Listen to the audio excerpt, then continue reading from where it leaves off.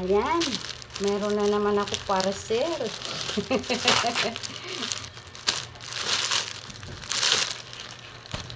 Titignan nga natin yung belt bag na in-order ko para kay JR. Kaya papasok na siya bukas. Kailangan niya ng maliit na bag. Aba, napaka-cute naman. Cellphone lang tsaka wallet ang malagay.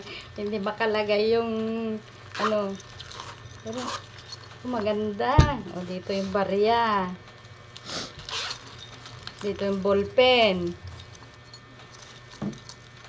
Dito ang wallet. Dami pala kung ano niya. Dami. Apat. Meron pa dito sa likod. Dito ang cellphone niya. Ayan, para kay JR in-order ko kay nakikihiram siya kay kuya niya.